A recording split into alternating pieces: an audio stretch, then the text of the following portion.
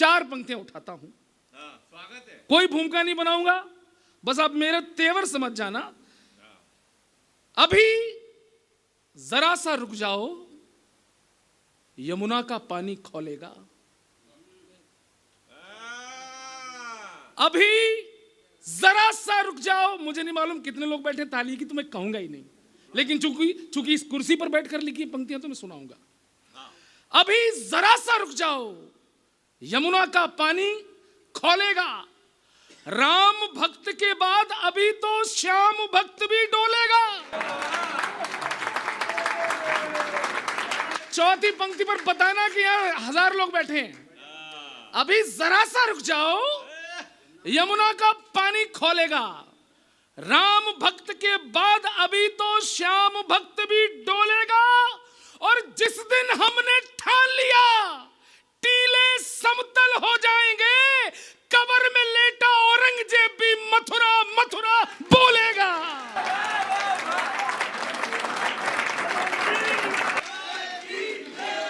कब्र में लेटा औरंगजेब भी मथुरा मथुरा बोलेगा। मथुरा मथुरा बोलेगा। 2017 के बाद उत्तर प्रदेश में कितनी बिजली आई, कितनी सड़कें आई, डिप्टी मेयर साहब, मैंने इसका हिसाब नहीं रखा। बस हमें इतना मालूम है कि हम जैसे कवियों को, और चूंकि मैं इटावा सैफई का रहने वाला हूं, हम जैसे कवियों को 2017 के बाद बोलने की हिम्मत मिली। और वो इसलिए क्योंकि हमने सुना था कि चरखे से क्रांति की स्थापना होती है। हमने सुना था कि चरखे से क्रांति की स्थापना होती है। उत्तर प्रदेश में हमने अपनी आंखों से देखा है, बुलडोजर से शांति की स्थापना होती है।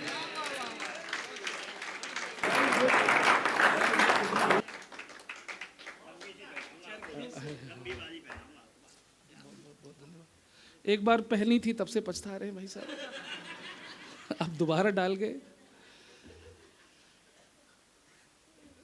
आप लोग ये जानकर बड़ी प्रसन्नता होगी कि मैं जिस कैमरे के सामने पढ़ रहा हूं इस समय, ये विश्वभान चैनल है। और आज की दुनिया में, कविता की डिजिटल दुनिया में, सर्वाधिक सब्सक्राइबर रखने वाला ये चैनल है। और जो कभी इस चैनल पर पढ़ता है उसे दुनिया में कोई नहीं जानता हो। ये चैनल उसको पहचान देता है पूरी दुनिया में। इसके लिए मैं मफतलाल जी का, और मैं सुनिए, यहाँ हमारी व्यवसायिक संबंध नहीं है हमारे, मेरा लिफाफा बहुत भारी रहता है, ठीक है। ये जो मुफतलाल है, ये सबको मुफ्त में बुलाते हैं, सबको मुफ्त में बुलाते हैं। ये मैं कैमरे के सामने बोल रहा हूं। मेरे वीडियो जितने भी हैं इनके चैनल पर, सब मिलियंस में हैं, मिलियंस व्यू गए हैं। एक गीत सुना देता हूं, फिर नया गीत भी आपको सुनाऊंगा। रह जाएंगे विरोधी सारे चौंक चौंक के, रह जाएंगे विरोधी सारे चौंक चौंक के, ये कुत्ते भी रह जाएंगे सब भौंक भौंक के, ये कुत्ते भी रह जाएंगे सब भौंक भौंक के। अभी तो 370 ही मिटाई है, यूसीसी भी लाएंगे छाती ठोंक ठोंक के।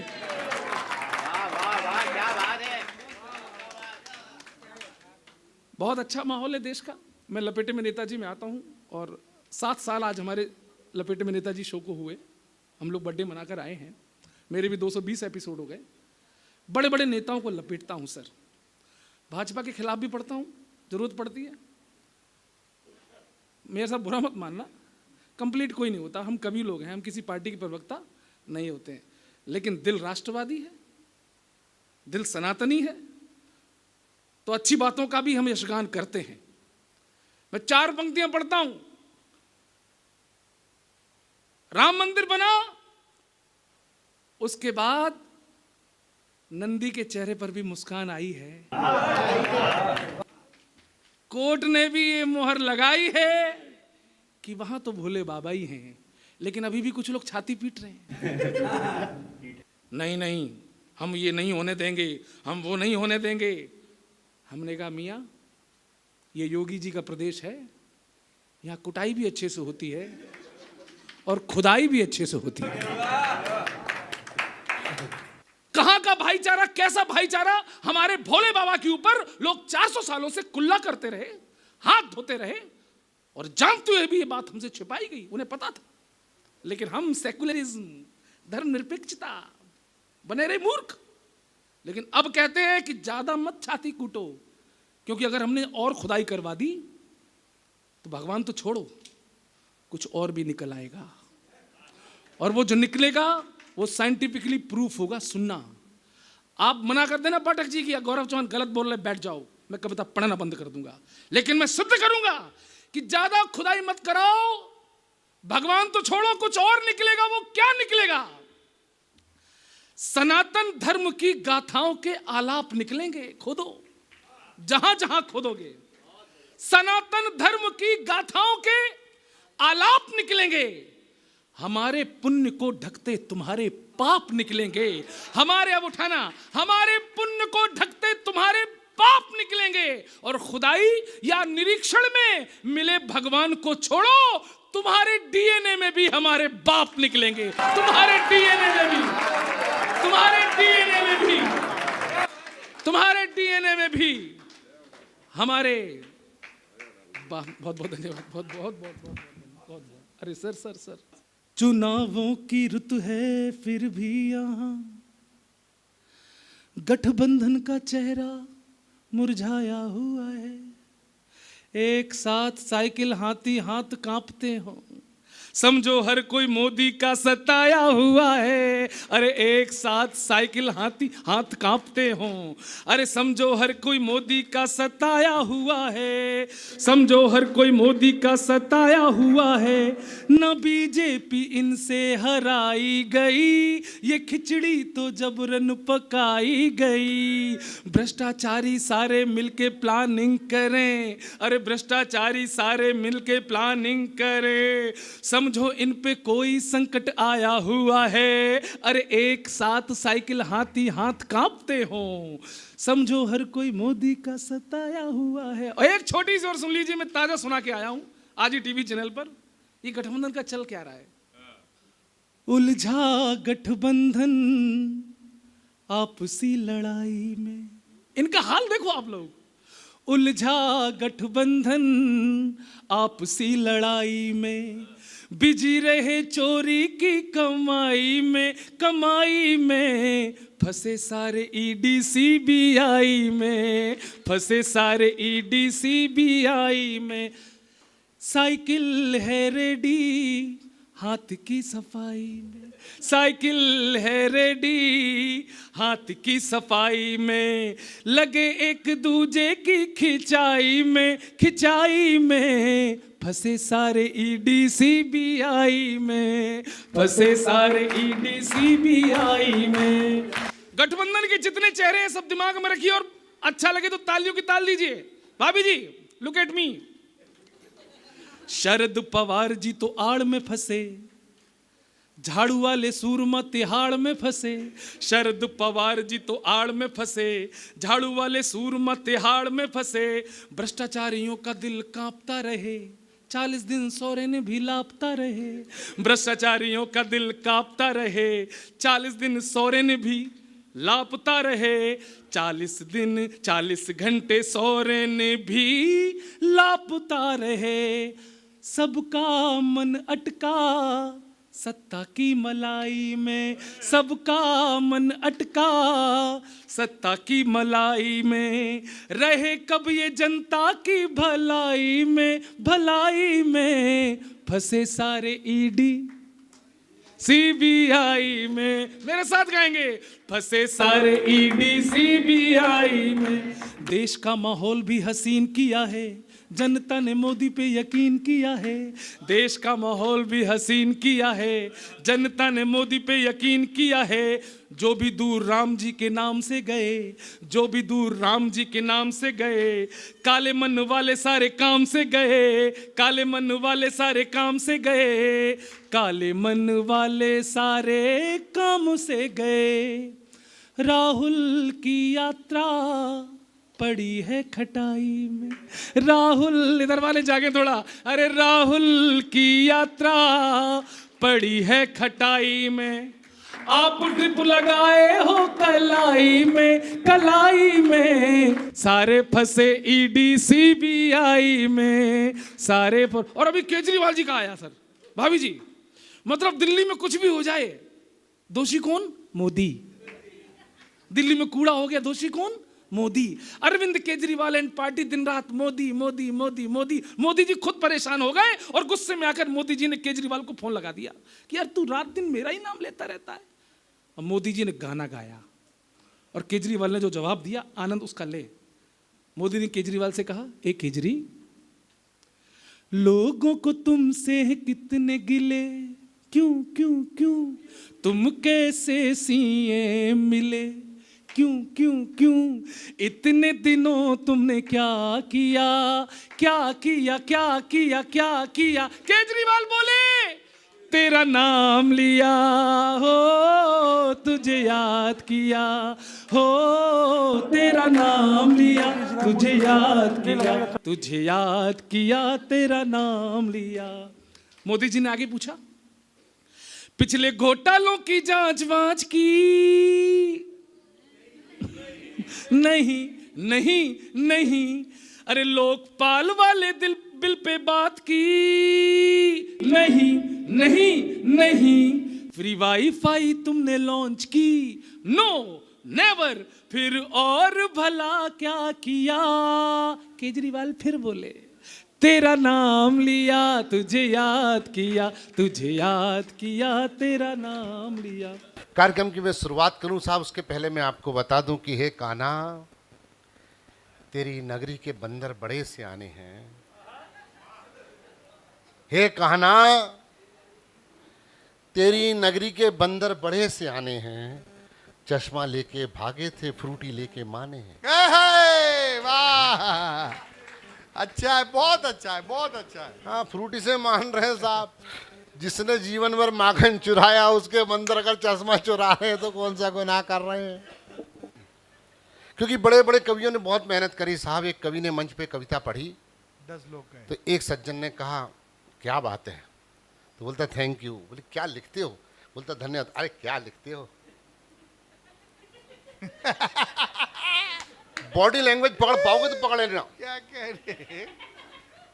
कवि को कहा क्या लिखते हो? बोले साहब शुक्रिया। अरे क्या लिखते हो? कार्यक्रम की शुरुआत करते हैं साहब। सभी ने अपनी अपनी पत्नी की बड़ी तारीफ करी साहब कि वो होती तो ऐसा होता, वो होती तो ऐसा होता। पर मैं इन कवियों को नहीं कहूँगा, ये मेरे पिता स्वरूप हैं, बड़े भाई हैं। श्रीमान, एक पत्नी ही होती है जो घर की रौनक होती है। मैंने शादी नहीं करी मेरे पिताजी के कारण, क्योंकि मेरे पिताजी कहते थे, बेटा बहू तू कैसी भी ला पर समधन टनाटन होनी चाहिए।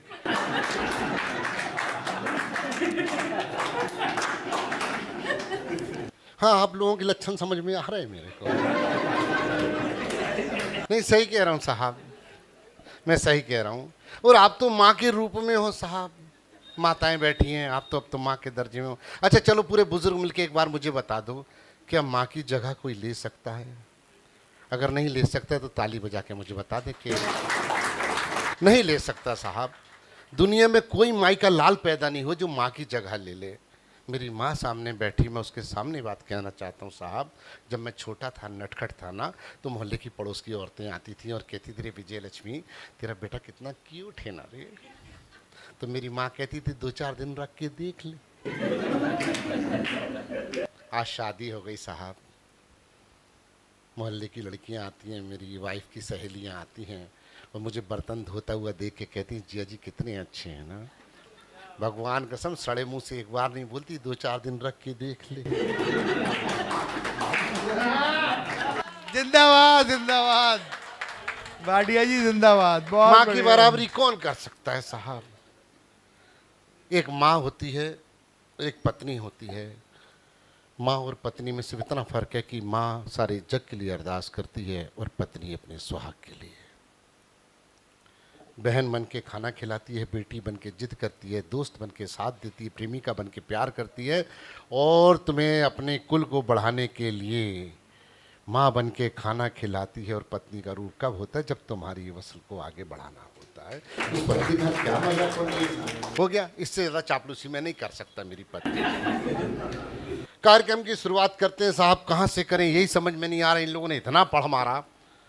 चलिए, माना के नहीं रहा जमाना समझदारी का, पगड़ी की बात चली थी, अब मैं खुलता हूं, खोलना मुझे। जी स्वागत।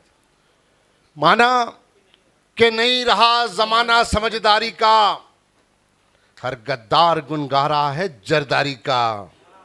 और जिस दिन करमाने उठा ली गुरु गोविंद सिंह के बेटों ने, दुनिया झुककर कहेगी लो जमाना आ गया सरदारी का। वाह वाह वाह वाह वाह। मैं इस मथुरा की कान्हा की नगरी, मेरे गुरुदेव की, मेरे आराध्य की नगरी में खड़े होकर कहना चाहता हूँ, शर्मा जी आपकी चोटी देख के मैं बहुत खुश हुआ। कसम परमात्मा की मैं बहुत खुश हुआ। इस व्यासपीठ पे खड़े होकर कह रहा हूँ, मैं भी अपना मूड बना रहा हूँ। 2 मिनट मेरे को मूड बनने में लगेगा साहब। देखो, एक सरदार 10 साल बोला नहीं है सही है और अब भाई। मैं बोल रहा हूँ। दादा वीर जी, हाँ, कहाँ उनको कहाँ जगा रहे हो? सो गए हो, ख्वाबों में खो गए हो। सुनिए साहब, हम तो एक शायर ने एक शेर पढ़ा, अब मैं आपको उस मुकाम से लेकर के उठाता हूँ और हास्य की तरफ लेके चलूंगा। मुझे बस सुन लेना, मैं समझ जाऊंगा कि आप क्या सुनना चाहते हैं। बहुत कविता भी मंच से होनी चाहिए, हास्य भी होना चाहिए। हंसाने तो मैं आया हूँ बुजुर्गों को, काहे के लिए आया हूँ मैं? आपको हंसाने ही आया हूँ साहब। और ये कह रहे थे कि ये बूढ़े हैं, वो मोहब्बत की बात कर रहे थे। बेटा, अभी तुमने बीज बोया है। ये वो बूढ़े हैं जो बगैर दांत के मसूड़े से आज भी अखरोट फोड़ दें। कहाँ पंगे ले रहा बुजुर्गों से? इश्क मोहब्बत की बात इनको बता रहे जो नाती नतरे वाले हैं। हाँ, आज भी छत पे जाते हैं तो अरे यार क्या बोलूँ, मैं नहीं बोल पाऊंगा। अब मुझे समझ जाना मैं क्या बोलना चाहता हूँ। आप बड़े लोग हैं, आप समझ सकते हो। चलिए कार्यक्रम की शुरुआत करते हैं। एक बार पूरा सदन मुझे ताली बजा के आशीर्वाद दे। अब मैं खुलता हूँ साहब। हाँ, अभी वो करवा चौथ की बात कर रहे थे, कह रहे थे कि वो करवा चौथ का व्रत रखती है। अरे मेरे को एक बात समझ में नहीं आती, मेरी माताओं, मेरी बहनों, आप करवा चौथ का व्रत रखती क्यों है ये समझाओ। अच्छा ये बताओ, गाय के भूखे रहने से सांड को क्या फर्क पड़ रहा है? दिन भर भूखी बैठी रहती है।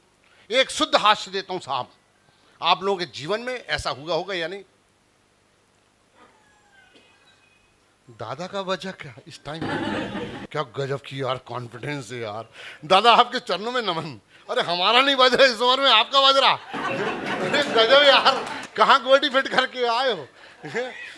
चलिए, हाँ मैं बताता हूँ। मैं जहाँ रहता हूँ साहब, वो मेरे जो एक बताता हूँ कि पत्नियाँ कितनी भोली होती हैं साहब। पत्नियों के साथ ज़्यादा सच्चाई बताऊँ, हम पति लोग बहुत भोले होते हैं। सच कह रहा हूँ साहब, हम मन के बड़े इतने होते हैं। आप लोगों ने देखा होगा कि कोई भी भाभी अपने पति की बहन को कभी प्यार नहीं करती है। देखा होगा आप लोगों ने कि कोई भी पत्नी अपने पति की बहन को कभी प्यार नहीं करती। और हम मर्द लोग,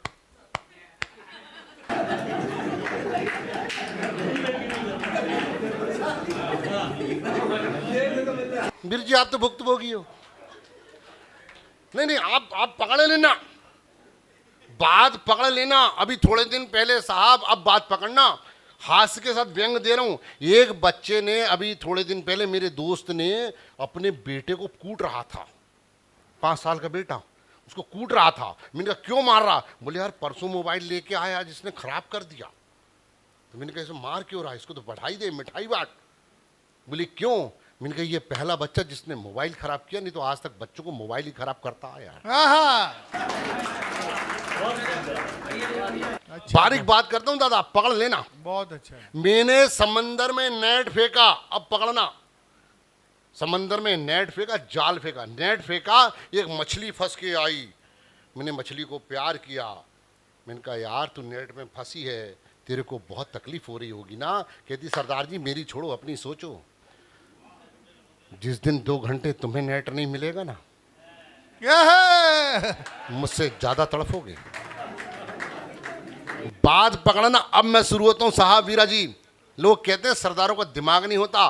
मैं सीना ठोक के कहता हूं साहब, सरदारों को दिमाग होता है। नहीं होता तो क्या हम चुप रह के 10 साल देश चलाते? है कोई माई का लाल चुप रह के देश चलाया हो? हमने चलाया। एक सरदार, मैं सिख हूं साहब, चुटकुलेबाजी बहुत कर सकता हूं, बहुत लोगों ने मजाक उड़ाया, पर सुनिएगा सरदारी क्या होती है। सरदारी किसे कहते हैं साहब? हम जो हाथ पर सर रख करके मैदान में आता है, वही सरदार कहलाता है। मैं पूछना चाहता हूं पूरे सदन से, आप अपने बेटे अपने नाती नतरे वाले हो, हमने पगड़ियां सजा ली आपकी टोपी और जनेऊ के लिए, आपकी पगड़ी, हमने पगड़ियां सजा ली आपकी चोटी और जनेऊ के लिए। मैं पूछना चाहता हूं कितनों के पास जनेऊ है?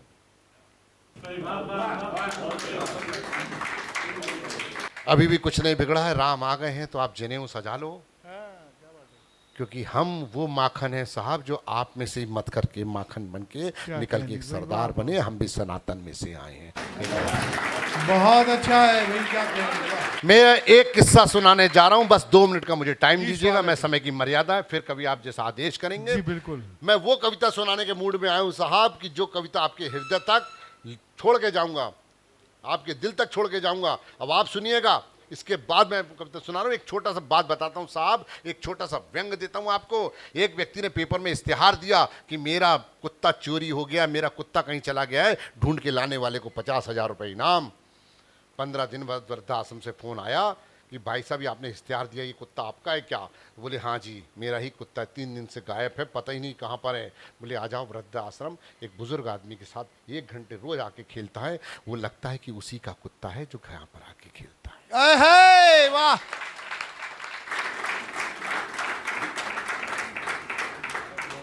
आज हिंदू और मुसलमानों में फूट डाल दी गई, किसने डाली मैं नहीं जानता। केसरिया और हरे में फूट आ गई, किसने डाला मैं नहीं जानता। मैं इतना जानता हूं साहब, अगर ईश्वर ने केसरिया और हरे रंग में फूट डालनी होती तो कसम परमात्मा की, हरे रंग की पत्ती पर केसरिया तितली नहीं बैठती। बात समझ लेना, मैं जो बात बारीक कर गया, केसरिया तितली नहीं बैठती साहब। एक आकार में एक बुजुर्ग आदमी, आपकी तरह बुजुर्ग थे माता जी, बहन जी बुजुर्ग थे आपकी तरह। बुजुर्गी आपने बाल धूप में नहीं पकाए हैं, अरे बुजुर्गी पाने के लिए आपने रोड पे धक्के खाए हैं, पहाड़ पर चढ़ने के लिए कई बार गिरे हैं, कई बार संभले, कई बार उठे हैं। बूढ़ा होना अलग बात है, बुजुर्ग बनना बहुत मुश्किल बात है। बुजुर्गी ऐसी थोड़ी मिल जाती है साहब। हम तो बुजुर्गों पे मजाक उड़ाते हैं, अरे ये हैं तो हम हैं, ये हैं तो हम हैं। ये बुजुर्ग आदमी, सुनना साहब, बुजुर्गों के दिमाग की बात करते हैं। जिस माँ ने बोलना सिखाया उसी हम चुप कराते हैं, तुझे बोलना नहीं आता। जिस बाप ने चलना सिखाया, जिस बाप ने उंगली पकड़ना सिखाया, उसे कहते हैं बाबूजी तुम लड़खड़ाते हो, चलना नहीं आता, तुम्हें बात करने की तमीज नहीं। उस बाप को कहते हैं जिसने बोलना सिखाया। अरे लानत ऐसी औलाद को, डूब मरे चुल्लू भर पानी में। एक धूप, एक पेड़ में और एक पिता में क्या फर्क होता है साहब। मेरी पंक्तियां सुन लेना और मुझे आशीर्वाद देना। मुझे कितनी देर पढ़ना है ये भी बता देना मुझे। आप जब इशारा करोगे बैठ जाऊंगा। मेरा लिफाफा सुनाइए आप तो। सुनिए साहब, सुनिएगा। पिता और पेड़ में, आप पिता स्वरूप हो। मैं हाथ से चुटकुल्ले पढ़ सकता हूं, पर हाथ से चुटकुल्लों के अलावा मैं आज बुजुर्गों के बीच पढ़ने आया हूं साहब। मेरे पिता और मेरी माँ के सामने पढ़ने आया हूं, मेरी लाडली के सामने पढ़ने आया हूं। मैं कुछ पढ़ने की कोशिश करता हूं। एक बार ताली बजा के मुझे बता दो कि आप बिल्कुल बहुत अच्छा। हाँ बिल्कुल। पेड़ और पिता में क्या फर्क होता है साहब। आप भी किसी के पिता हो, बाप बनने के लिए बेटा चाहिए, सही बात है। ऐसे नहीं पिता बन जाते हैं। जिस दिन माँ बनने के लिए पुत्र चाहिए, माँ भी उस दिन माँ बनती जिस दिन बेटा होता है, और पिता भी उस दिन पिता बनता है जिस दिन बेटा जन्म लेता है। मेरे बाप की और मेरी उम्र एक जैसी है, क्योंकि जिस दिन मैं पैदा हुआ था उसी दिन वो बाप बना था। बाकी क्या थे वो, कुछ नहीं। पिता और पेड़ में क्या फर्क होता है साहब। सागर साहब, जब आदमी सुबह कमाने निकलता है, बच्चे सोए हुए मिलते हैं। जब कमा के घर लौटता है तो बच्चे सोए हुए मिलते हैं। उस पिता से पूछो बच्चों के साथ खेला कब खेलने का मौका मिला। और संस्कार की बात करते हैं, पहले संस्कार ये होते थे कि बहुएं खांसती थी तो बूढ़े अंदर हो जाते, बूढ़े खांसते थे तो बहुएं अंदर हो जाती थी। आज बहुएं खांसती तो बूढ़े बाहर हो जाते हैं। आप अपने दिलों पे हाथ रख के बता दो, हम सबकी जिंदगी डरते डरते खत्म हो गई। जब हम छोटे थे तो बड़ों से डरते थे, आज बड़े हो गए ना साहब तो छोटों से डर लगता है। बात तालियां बजा के मुझे बताते जाना कि अब मैं जिंदा आप तक पहुंच रहा हूं। पेड़ और पिता के ऊपर से कुछ पंक्तियां आपके हृदय पे रखता हूं। ये एक पेड़ जो 50-60 डिग्री की गर्मी बर्दाश्त करने के बाद पत्तियां जला देता है पर हमें छांव देता है। और एक पिता घर से टिफिन लेके जाना भूल जाता है तो लौट के नहीं आता, भूखा ही काम करता है ताकि मेरे बच्चों के लिए खाना जा सके। साहब अच्छी जीन्स बेटा पहन सके, इसलिए पिता फटी बनियान में गुजारा कर लेता है। यहां से पंक्तियां उठाता हूं साहब। बस वीरा जी आपने ताली बजा दी, उतने मेरे बच्चे पल जाएंगे। बिल्कुल क्या मतलब? धूप से लड़ रहा था मगर कट गया। पंक्तियां सुन लीजिएगा साहब। आज कविता होगी इस मंच पे। चुटकुले तो मैं पूरी रात पढ़ दूंगा पर कविता भी होना चाहिए। धूप से लड़ रहा था मगर कट गया, साया देता हुआ एक सजर कट गया। वही वाह, वाह वाह, बहुत बढ़िया है, बहुत शानदार है। धूप से लड़ रहा था मगर कट गया, साया देता हुआ सजर कट गया और माँ का चेहरा कट गया अश्क की धार से। बीज भाइयों में जब एक घर बट गया। पेड़ से पेड़ कटता नहीं, आदमी से मगर आदमी कट गया। और बेटा मेरा दे के गया मुझे जवाब, ऐसे लगा यार आज मेरा सर कट गया। वही वाह। माँ इसी बात का हल चाहती थी। मुझे 2 मिनट का टाइम दे दो। माँ इसी बात का हल चाहती थी। माँ के मुंह से यही शब्द बार बार निकले, जा बेटे दुश्मन के दिल में भी तेरे लिए प्यार निकले। माँ के मुंह से यही शब्द बार बार निकले, जा बेटे दुश्मन के दिल में भी तेरे लिए प्यार निकले। और बड़ी संग साज है अम्मा मेरी, जिसके दामन में दुआओं के उपहार निकले। और बड़ा खुश नसीब था मैं जो खेला तेरी गोद में, बड़ा खुश नसीब था मैं जो खेला उसकी गोद में। अरे जिसके कदमों तले हुजूर और सरकार निकले, जिसके कदमों तले हुजूर और सरकार निकले। पंक्तियां सुनिएगा साहब। माँ इसी बात का हल चाहती थी। माँ वीरा जी, माँ इसी बात का हल चाहती थी, आज नहीं तो कल चाहती थी। और वही बेटे मांग रहे छत अलग अपनी, जिनके सर पर वो अपना आंचल चाहती थी। माँ इसी बात का हल चाहती थी, आज नहीं तो कल चाहती थी। दुख भरे परेशानी भरे समय पर बेटों का वो संग चाहती थी। माँ इसी बात का हल चाहती थी, आज नहीं तो कल चाहती थी। और दूध के बदले बुढ़ापे में सिर्फ 2 रोटी, दूध के बदले बुढ़ापे में सिर्फ 2 रोटी। अरे नियमितता रद्दो बदल चाहती थी। माँ इसी बात का हल चाहती थी, आज नहीं तो कल चाहती थी। आखिरी पंक्तियां संभाल लेना साहब, गला रुंध गया बोलते बोलते। अरे घर तो क्या कोने में भी जगह ना दी, अरे वो कौन सा सारा धरातल चाहती थी। माँ इसी बात का हल चाहती थी, आज नहीं तो कल चाहती थी, आज नहीं तो कल चाहती थी। सुनिएगा साहब, कहना माखन चोर थे ये आप कहते हो, पर सच्चाई ये है कि आज भी कान्हा माखन चोर हैं। कान्हा माखन चोर थे साहब। माखन चुरा के लाते थे, पहले आधा खाते थे, आधा दोस्तों को बांट के कहते थे इसमें पूरा है। अब तालियां रोक के बताना मुझे सागर साहब, बस 2 मिनट का टाइम दूंगा। बहुत अच्छा है। पूरा आधा बांट के खा के कहते थे आधा मेरा। वहां से पंक्तियां उठी हैं और मेरा दावा है साहब, तालियां रोक के बताना कि पूरा पूरा माखन पूरा पूरा दे के आधा ले गया, बांसुरी की धुन छेड़ी और राधा ले गया। अभी रुको, तालियां तो अब बजेंगी।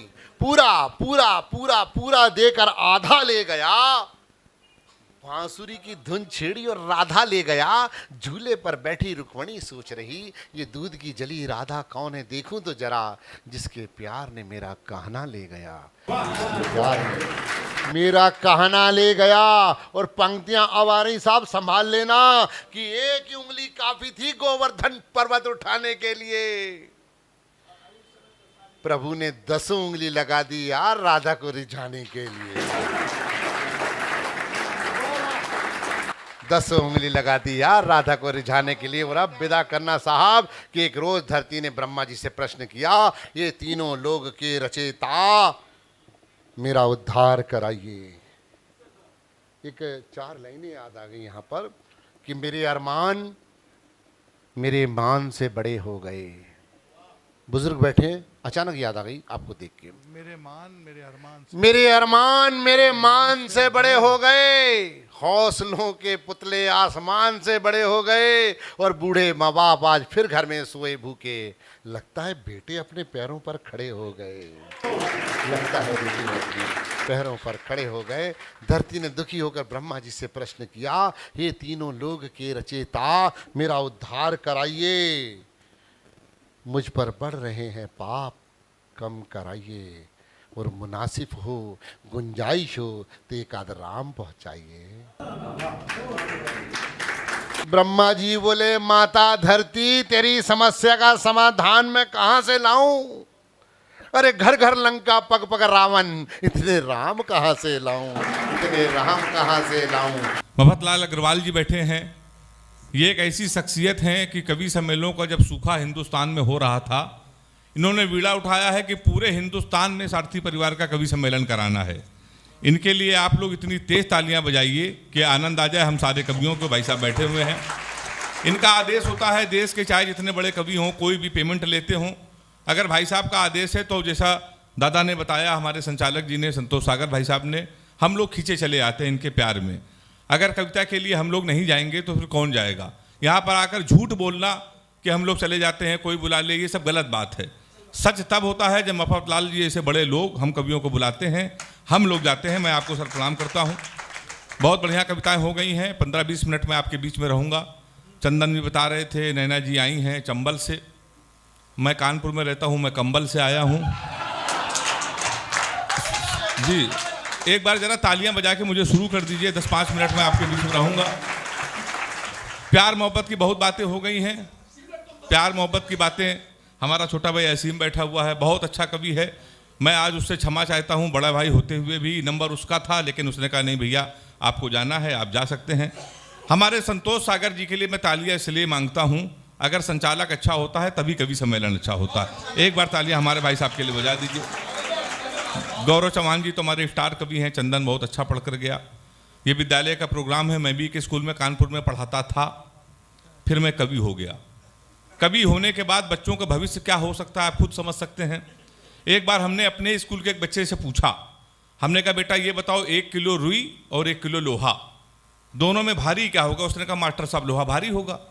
मैंने कहा बेवकूफ़, मैं जो तुमसे कह रहा हूँ कि 1 किलो रुई 1 किलो लोहा, जब दोनों 1 किलो है, लोहा कैसे भारी होगा? इसका जवाब सुनिएगा। उसने कहा मास्टर साहब आप हमको 1 किलो रुई फेंक के मारिए, हम आपको 1 किलो लोहा फेंक के मारते हैं।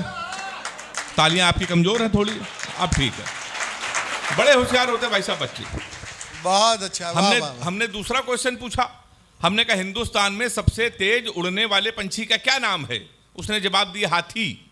हमने खड़े हो जाओ तुम्हारे बाप क्या करते हैं? उसने कहा योगी जी की बुलडोजर चलाते हैं। हमने कहा बैठ जाओ, हाथी सही जवाब। वाह वाह वाह वाह वाह वाह वाह वाह। हाँ, तो मास्टर जी बड़ा होशियार होता भाई साहब। मैं उसी कानपुर से आया हूँ। हमारा शहर दुनिया का सबसे विचित्र शहर है। पूरे दुनिया में आप कहीं चले जाइए, आप कभी बनारस जाइए, आप लोग जाते होंगे सर, बड़े लोग हैं, बनारस जाइए, रेलवे स्टेशन पर उतरिए, वहाँ लिखा रहता है बनारस का पान आपका स्वागत करता है। आप आगरा जाइए, वहाँ उतरिए, वहाँ लिखा रहता है आगरा का पेठा आपका स्वागत करता है। हमारे कानपुर आइए, रेलवे स्टेशन पर उतरिए, वहाँ लिखा रहता है रूपानी चप्पल आपका स्वागत करता है। मैं उसी कानपुर से आया हूँ साहब। अभी मैं सोनी चैनल में लाफ्टर की जब शूटिंग कर रहा था, जब मैं वहाँ से लौटा तो मेरी घड़ी खराब। मैंने एक लड़के से केवल टाइम पूछ लिया, जीवन का सबसे बड़ा पाप कर दिया कानपुर के लड़के से। हमने कहा गुरु टाइम क्या हो रहा है? तो हमसे कहने लगा ऐसा गुरु तुरंत यहाँ से निकल लो, टाइम बहुत खराब है। हमारे मुंह बिल्कुल मत लगना, नहीं तो तुम्हारा टाइम भी खराब हो जाएगा। तो हमने कहा भाई टाइम ना बता दे, ये बता दे तेरा मूड क्यों खराब है, उसका जवाब सुनना।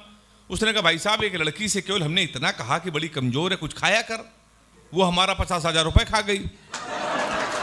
तुम साले हमारे मुंह लगे हुए हो, हमारे मुंह बिल्कुल मत लगना, बहुत भरे बैठे हैं। तो हमने कहा ऐसा क्या हुआ? कहने का हुआ कुछ नहीं, एक लड़की के चक्कर में 5 साल से लगे थे, हम समझते थे हमसे प्यार करती, मुझसे प्यार करते, तो इसमें हुआ क्या? कहने का हुआ कुछ नहीं भाई साहब, हमारे नगर निगम का चुनाव चल रहा है, उसको मिल गई है पार्षद की टिकट, पूरे शहर में होल्डिंग लगी है युवा दिलों की धड़कन पुष्पा पाल। तुम साले हमारे मुंह लगे हुए लोग तो नारा लगा रहे हैं, मोहर मारो तान के पुष्पा को पहचान के। कल एक लड़का कान में नारा लगा रहा था, इस बार हाथ उठा के ताली बजाना, लैया बड़ी करारी है, पुष्पा पाल हमारी है। वाह वाह वाह वाह वाह वाह वाह वाह। तो हमारा भाई साहब उत्तर प्रदेश इतना अद्भुत है। अब ये पाकिस्तान की बात करके गए, पाकिस्तान हमको धमकी देता है हम कश्मीर ले लेंगे, कश्मीर ले लेंगे। लड़के अपनी गर्लफ्रेंड का नंबर किसी को नहीं देते, हम लोग कश्मीर दे देंगे, कहते हम कश्मीर ले लेंगे। एक टिप्पणी कर रहा हूं, मजा आ जाए तो ताली बजाना, कह रहा कश्मीर ले लेंगे। हमने कहा बेवकूफ पाकिस्तान, आज तक तुम हमसे सीमा हैदर तो ले नहीं पा रहे हो, तुम हमसे कश्मीर ले लोगे। तो मैंने 4 लाइन लिखी, अगर मजा आ जाए तो हाथ उठा के तालियों का महोत्सव करना। हमने कहा सीमा हैदर भारत आई हो तो पूरी जांच लेके जाओगी, सीमा हैदर भारत आई हो तो पूरी जांच लेके जाओगी, अपने सर पे भारत माता की आंच लेके जाओगी। हमारे सचिन से मिली हो इतना तो तय है, 4 लेके आई थी 5 लेके जाओगी। वाह वाह वाह वाह वाह वाह वाह वाह, क्या कह रहे हैं? सही बता रहा हूं आपको, हमारे पास ही आने लग रहा, आज जल्दी आ जाइए भाई साहब। वाह, हाँ दौलत राम जी कवि हैं हमारे, इनके लिए एक बार तालियां बजा दीजिए। ये बड़प्पन होता है कि लोकल कवि होने के बाद, हम लोग भी अपने शहर में लोकल ही होते हैं, बाहर जाते हैं तो स्टडी हो जाते हैं, लेकिन उसके बाद बाहर के कवियों को आकर इस तरह बैठकर सुनना और बाहर के कवियों का इज्जत देना, ये बड़ा दिल है आपका। मैंने कई शहरों में देखा है कि लोकल कवियों को आमंत्रित नहीं किया जाता है तो वो फेसबुक में डाल देते हैं, हमारे लोगों को इग्नोर किया जा रहा, पर ये बड़प्पन है आपका, सर मैं प्रणाम करता हूँ। तो हमारा उत्तर प्रदेश बहुत अद्भुत है। नीरज चोपड़ा ने स्वर्ण पदक जीता भाला फेंक के, तो ये गौरव सम्मान वीर रस के कवि हैं, कहने लगे हेमंत भाई यही भाला हम पाकिस्तान में फेंक दें, पाकिस्तान तो निपट जाएगा। हमने कहा इसमें हिंदुस्तान की बेइज्जती है, भाला इतना बड़ा, पाकिस्तान इतना बड़ा।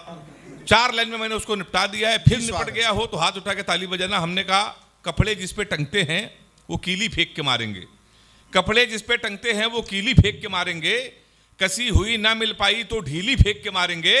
जो भाला फेंका नीरज ने वो चीन की खातिर रखा है, पाकिस्तान तुमको तो हम तीली फेंक के मारेंगे। वाह वाह वाह वाह। तो हम लोग पाकिस्तान को भाई साहब ऐसे ही निपटा देते हैं, हम लोग बहुत ज़्यादा मेहनत नहीं करते हैं।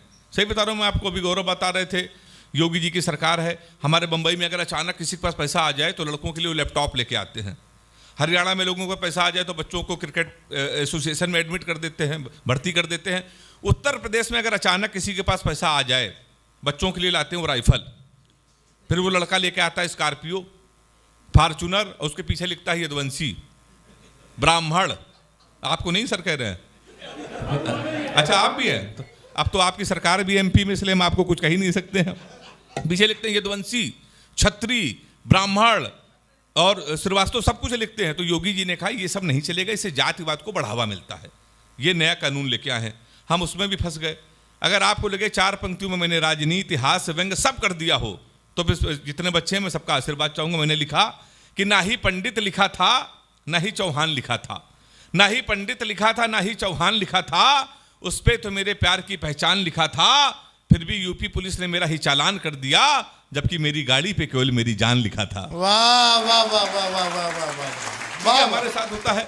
व्यंग पे आपने तालियां बजाई, मैं व्यंग एक पढ़कर, जिस व्यंग ने पहचान पूरे हिंदुस्तान में मेरी बनाई, संतोष जी ऐसे बड़े कवियों का मुझे आशीर्वाद मिला, मफतलाल जी मुझे बुलाते हैं मेरे व्यंग सुनकर का। एक छोटा सा व्यंग आधे मिनट का पढ़कर मैं अपना स्थान लेना चाहता हूँ, सुनेगा। एक बार एक कवि सम्मेलन में एक कवि ने मुंह खोला, बिल्कुल शेर की तरह बोला। इस कविता को मैं इसलिए पढ़ रहा हूँ कि हमारे गुरुजन बैठे हुए हैं, इधर हम महनी लोग बैठे हुए हैं, छोटा सा व्यंग सुनिएगा। एक बार एक कवि सम्मेलन में कवि ने मुंह खोला, बिल्कुल शेर की तरह बोला, मजमे में जितने राष्ट्रभक्त लोग हैं वो भारत माता का जयकारा लगाएं, खड़े होकर 2 मिनट तक तालियां बजाएं। सभी खड़े होकर तालियां बजाने लगे, भारत माता की जय, भारत माता की जय, वंदे मातरम गाने लगे। तभी सामने बैठा एक शख्स ये सोच रहा था, ये कवि किस तरीके से कवि सम्मेलन को चला रहा है, मंच को अपनी उंगली पे नचा रहा है। उसने दूसरी बार किसी आक्रामक व्यक्ति को बोलते हुए पाया, उसे कवि और देश के नेता में कोई अंतर नजर नहीं आया। वाह वाह वाह वाह। उसे कवि, देश के नेता में कोई अंतर नजर नहीं आया। तभी इस कवि ने कहा, शर्म नहीं आती कवि पे तंज कस रहे हो, यहाँ देश की बात हो रही, तुम बेटे हंस रहे हो। उसका जवाब सुनिएगा गुरुजी।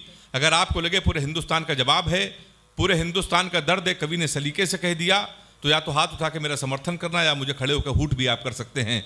उस कवि ने कहा शर्म नहीं आती, कवि पे तंज कस रहे हो, यहाँ देश की बात हो रही, तुम बेटे हंस रहे हो। उसने कहा कवि जी, मैं अपनी देशभक्ति का प्रमाण पहले देश को दिखा चुका हूं, मैं खड़े होकर ताली नहीं बजा सकता क्योंकि कारगिल के युद्ध में दोनों पैर कटा चुका हूं। वाह वाह वाह वाह वाह वाह वाह वाह वाह वाह वाह वाह वाह, बहुत अच्छा। वाह मैं खड़े होकर सर, मैं खड़े होकर ताली नहीं बजा सकता, वाह वाह वाह। कारगिल के युद्ध में दोनों पैर कटा चुका हूं। हंस तुम पर नहीं, हंस तो उन पर रहा हूं जो लोगों को देशभक्ति का प्रमाण पत्र दे देते हैं। सत्ता की बात आती है तो आतंकियों से गठबंधन कर लेते हैं। इसलिए मेरे देश के नेताओं, मुझे तालियों से विदा करना, इसलिए मेरे देश के नेताओं, भारत माता की ये रैलियों में नहीं, सीमाओं पर गाओ और देश को बताओ, देश सच्चे वादों से चलेगा, देश बातों से नहीं, इरादों से चलेगा। बहुत क्या आपके लिए चंद कतरे लहू के लाया हूं, आपके लिए चंद कतरे लहू के लाया हूं। मुरझा गया हूं पर मैं फूल खुशबू के लाया हूं, और आप लोगों को तालियां बजानी ही होगी। मैं घर से पत्नी के पांव छू के आया हूं।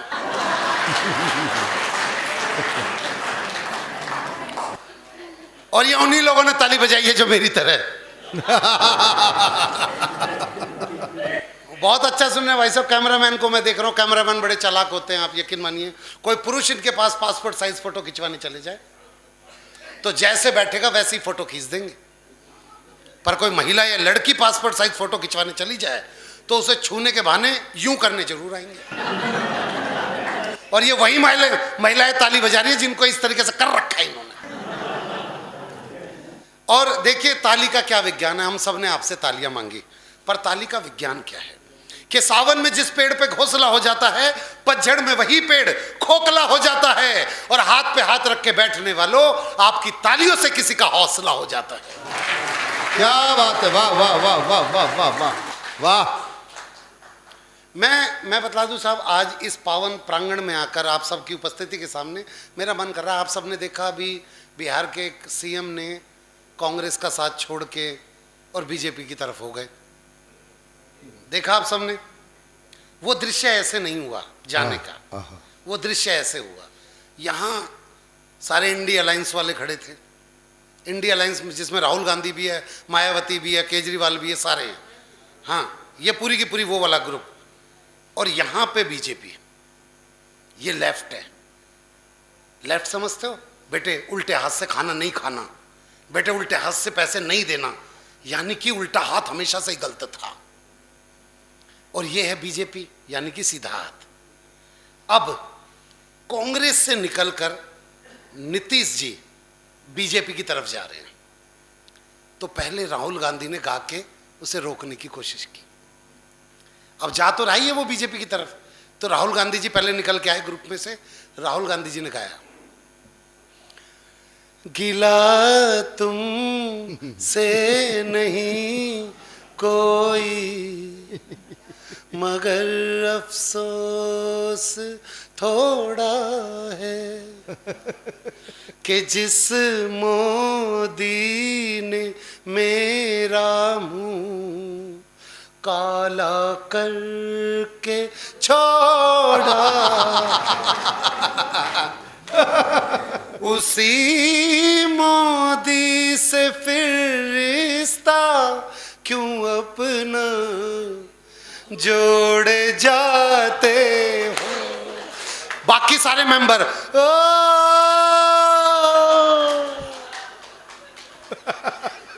इतने में श्रीनेश जी निकल के आई, कांग्रेस की प्रवक्ता है श्रीनेश जी। श्रीनेश जी ने बोला नीतीश को रोकने के लिए, अकेले ही अकेले चला है कहाँ, कहेगा क्या जमाना, ये मौसम जवा ओ ना जा ना जा, ओ आजा आजा ओ राही अलबेले, हम सफर भी कोई साथ ले ले, हम सफर भी। आप ताली नहीं बजाते तो लग रहा है आप कांग्रेस वाले हो। लेकिन सबसे बड़ा जो झटका लगा भाई साहब इस पूरे फेरबदल में, सबसे बड़ा झटका लगा वो लगा लालू के बेटे को। हाँ भाई साहब उप मुख्यमंत्री था, अब उस पद पे नहीं रहा, तो उसने जो गाया वो भोजपुरी में गाया। वो आगे बढ़ा और बोला, याद कर जहिया, याद कर जहिया कुवार रहिलू, पियवा से पहिले हमार रहिलू।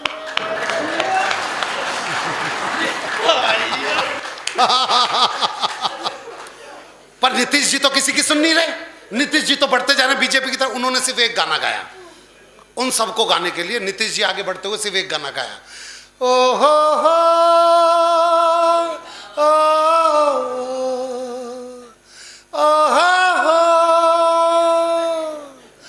आज पुरानी राहों से कोई मुझे आवाज न दे।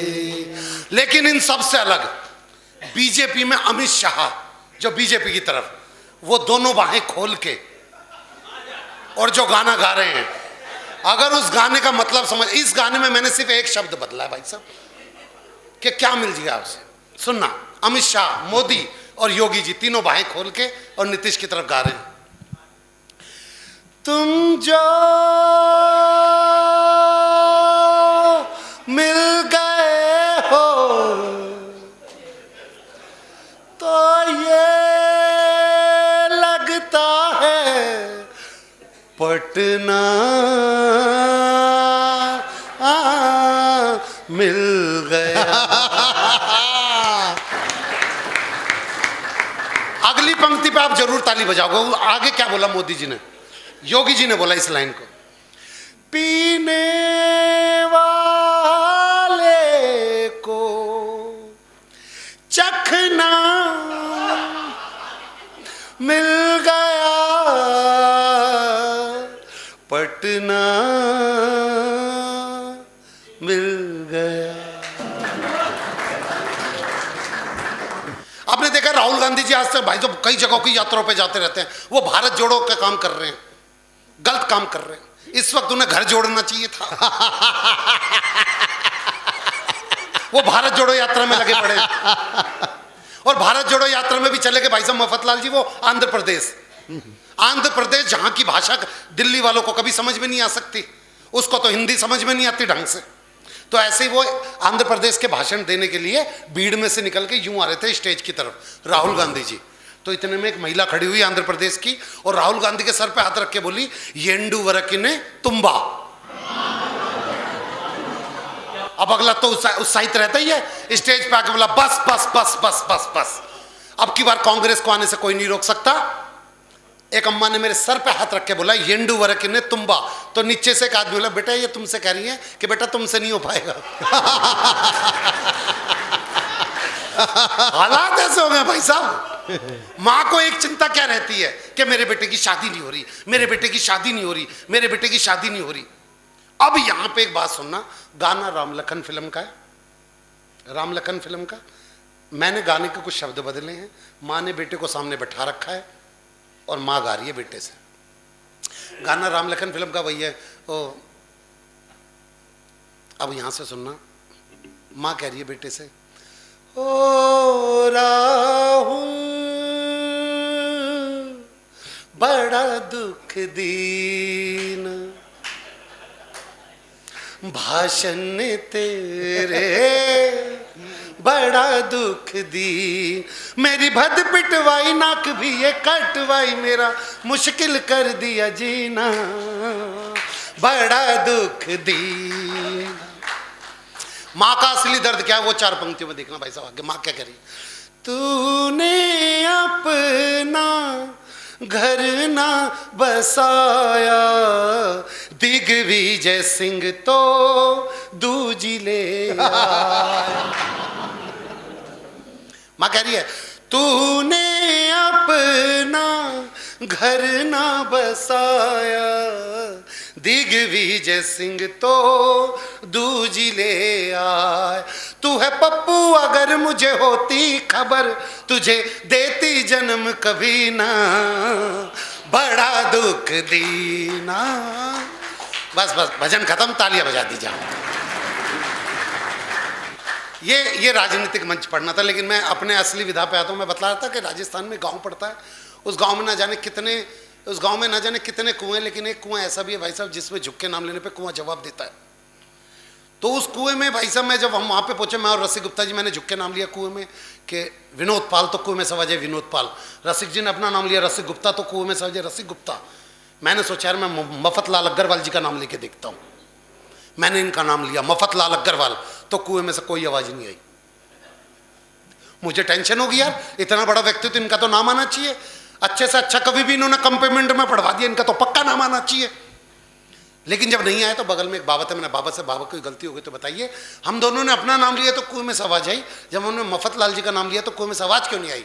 तो बाबा ने बोला बेटे दुनिया में विनोद पाल का जवाब हो सकता है, रसिक गुप्ता का जवाब हो सकता है, मफतलाल जी का कोई जवाब नहीं है, वो लाजवाब व्यक्ति है। तो आपने जैसा बोलने के लिए कहा था मैंने बोल दिया भाई साहब। कम से कम इनसे तो ऊपर 1000 रुपए रख के दे देना आप बस। मैं बतलाऊं, महिलाएं सुन रही हैं, मैं सबसे, इंदिरा गांधी जी मुझे सुन रही है, मुझे उससे बड़ी बात और क्या चाहिए बताइए। मैडम यकीन मानिए, हम तो इतने बुरे मंचों से पढ़ते हैं, दीपक जी जानते हैं हमारे को, नो झील में हम कितनी बार पढ़ के गए हूँ। कहीं ना कहीं एक ऐसी महिला टकरा जाती है माता जी, जो बिल्कुल देख के घूर रही होती है हमें गुस्से में। तो एक महिला ऐसी मिल गई, पिछले जो मैं नारनौल में गया हुआ था, वैसे एक सामने एक महिला बैठी हुई, मैंने चुटकुला सुना, मुक्तक सुना, कविता सुना, पर अगली हंस के ना देख और मुझे घूर के देख रही। आखिर में मैं नीचे उतर गया, मैं पैरों में पड़ गया, बहन जी चक्कर क्या है, आप मुझे घूर के क्यों देख रही है? बोली तेरी शक्ल मेरी सास से मिलती है।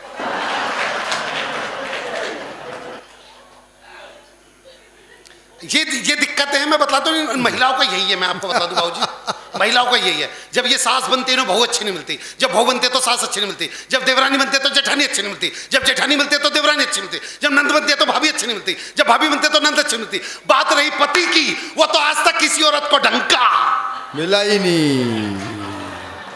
राधे, मैं बतला तो रहा हूं ना। वो हरिद्वार की तरफ 2 बसें जा रही थी, आगे वाली बस में सारी की सारी सास, पीछे वाली बस में सारी की सारी बहुएं। तो सास वाली बस खाई में गिर गई। देखो इनकी हंसी तो छुपाई नहीं छुप रही।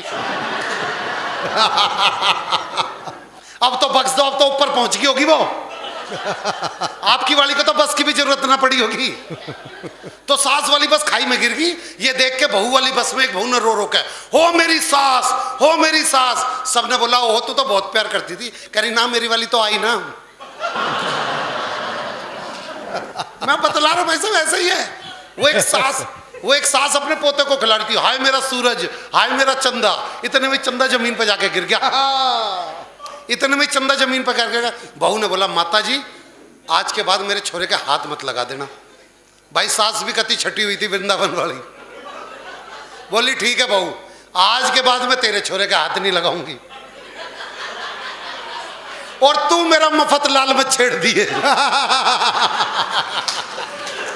मैं बतला रहा हूं भाई साहब, यही चल रहा है आजकल। वो एक दादी बैठी हुई थी धूप में, इतने में पोता आया, करे दादी एक बार टैं बोल दो। दादी की समझ में, करे ले भाई टैं, करे हो गई तेरी बल्ले बल्ले हो जाएगी बल्ले। दादी ने हाथ पकड़ लिया, करे टैं क्यों बुलवा रहा है और बल्ले बल्ले का गाना क्यों गा रहा है? बोला अंदर मम्मी अपनी सहेली से कह रही थी। कह रही क्या कह रही थी? एक बार ये बुढ़िया बट टैं बोल जा,